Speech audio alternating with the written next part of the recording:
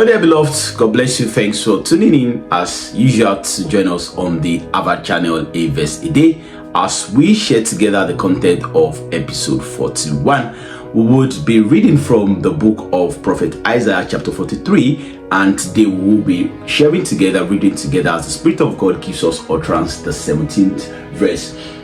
Yes, the book of Prophet Isaiah chapter 43 and verse 17. Yesterday and the other day we had looked at God being our Lord, God being our King, and there are benefits that we get to have access to, or that we are exposed to, when God can see that we have exclusive devotion to Him, that He is our King. He says to us things and we do them with every form of urgency, consistency, and responsibility. Yesterday we had looked at it that God is going to make a way in the Red Sea. He says that, okay, in the sea, and we brought the experience of the Israelites to fall, and how He would make a path in the mighty waters. He did that through Joshua 2. And today let's look at the other things that would benefit when it is clear that God is our Lord. Who brings forth the chariot and horse, the army and the power? They shall lie them together, they shall not rise.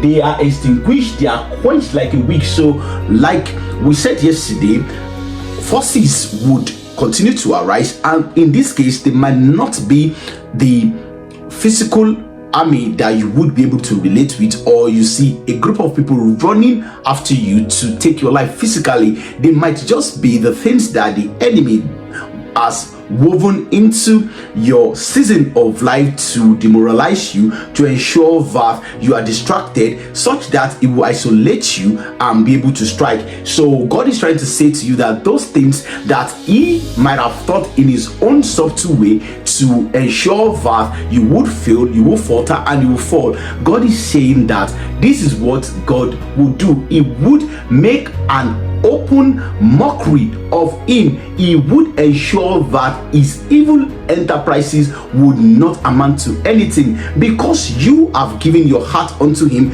and He can see that on a daily you are coming to have that intimacy with Him. You have a consistent offer, and you respect Him in all that you do. You accord Him the honor, you accord Him the regard, and in all that you do, you represent Him the right way. So He's saying that those things that the enemy, we know what the enemy, the devil and his cohort, what they are out there to do.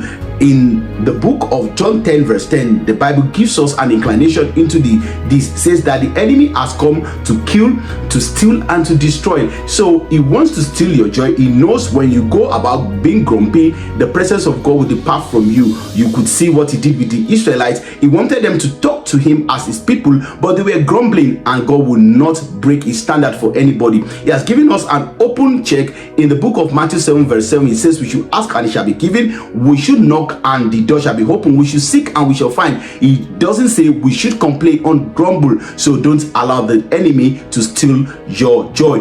And He says to destroy. He wants to destroy you. Like I said, He wants to isolate you, and when you're isolated, you have broken the hedge. You are not within the ambit of God's operation. You are wandered away from His very presence. There He wants to strike, and He wants to kill as the ultimate. So God is saying that all this, regardless of the number of vices that are going against you, or forces that are going against you, you just be encouraged.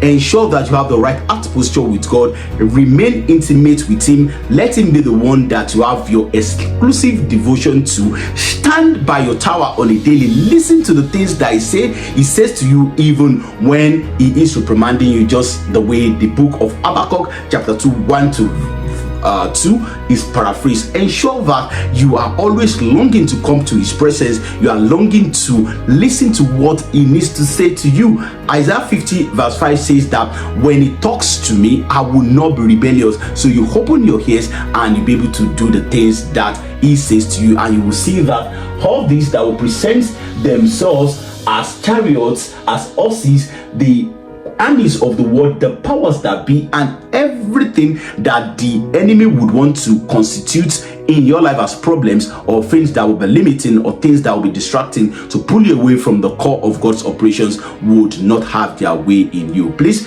stay with this in the place of meditation. The Spirit of God, as your teacher, will break it down to you in granular details. Make them available to people all around you as we continue to make available in the cyberspace godly alternatives as content on a daily, and we are doing it with every sense of consistency.